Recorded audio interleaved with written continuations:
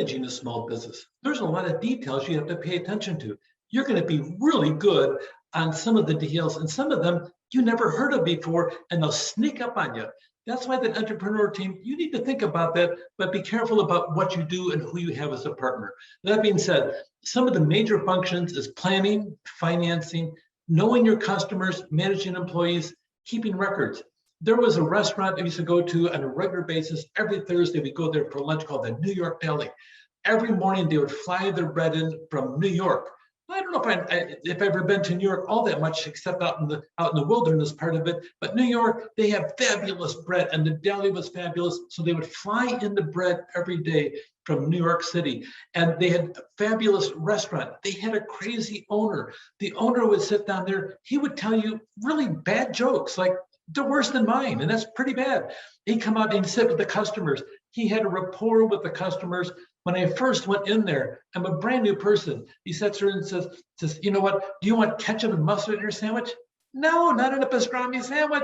And he says, well, here's what we have. And he aims a ketchup bottle at me, and all of a sudden, a big red stream of crepe paper shoots out of the bottle. He thought it was funny. I thought, dude, you are crazy. Except for the fact he was funny. He told jokes. He mingled with the customers. He knew his customers. It was really cool.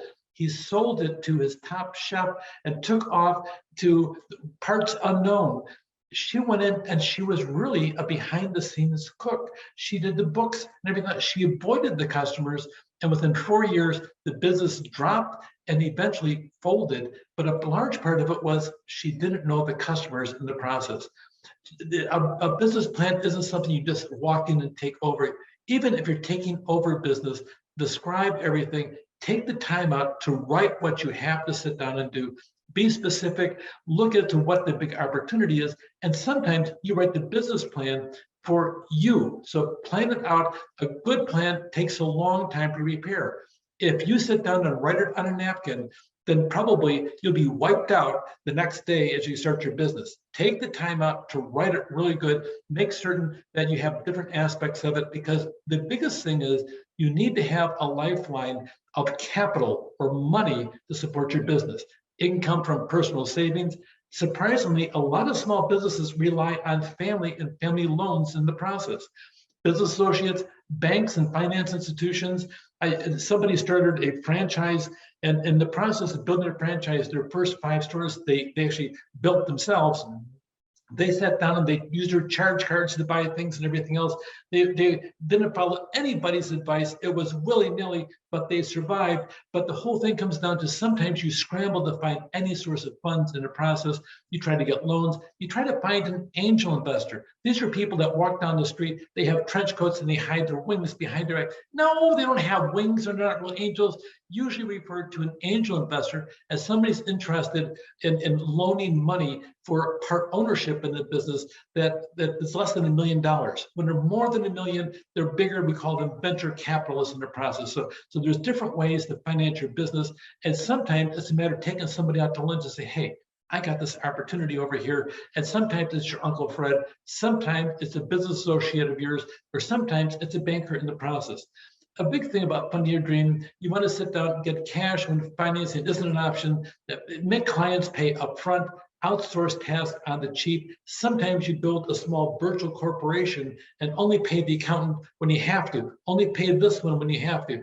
Take the garbage instead of paying for dumpster fees, take it home and put it in your garbage can, let them take it out in the process. Become an expert, ask for help, get close to your customers, be patient in the process. Finance your business, you have a lot of different things. Your community development financial institutions, they play a big role in the economic recovery. Sometimes the SBA will provide it. Sometimes the state you live in will also provide loans as well in the process. Explore all the options, including counseling in the process. The SBA actually is a really solid, good agency to work with. I never thought I would say that about a government agency, but they really are good to work with. They have an SBIC, an investment corporation that has private investment companies licensed by SBA to lend money, and the SBA guarantees the loans, sometimes up to 90% of the loan. The bank doesn't want to loan you money unless they have a way to make certain that the money is covered with some kind of collateral. Well, a loan guarantee by the SBA is collateral. If your business goes belly up, then they can sit down and recoup 90% of their money. But that said, they're going to sit there and want you to put money into it as well. And that's the other 10%. So the bank has almost no risk in the process. So there's a lot of different ways of doing it, include looking for government and state agencies in the process you go through. SBA, they have guaranteed loans, microloans, export loans. There's a whole series of different loans you can have, and it depends on the business you choose to go into.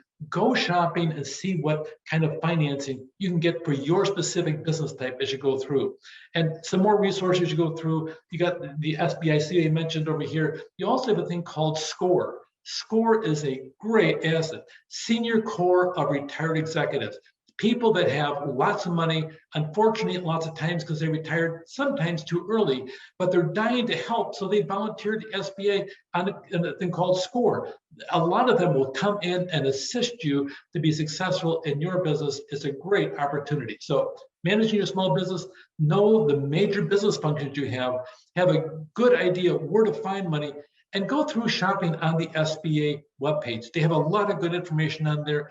Every state also has its own business opportunity, and sometimes even cities do. If you want to sit down and talk to somebody, most cities have a development manager for opportunities. I want to have a restaurant that's a 4-star restaurant that does this, this, this.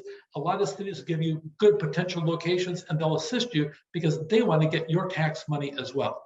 So think about it, and always sit down and look for funding, and do it before you start, and that helps you, because later on you'll be looking for it in the middle of a crisis.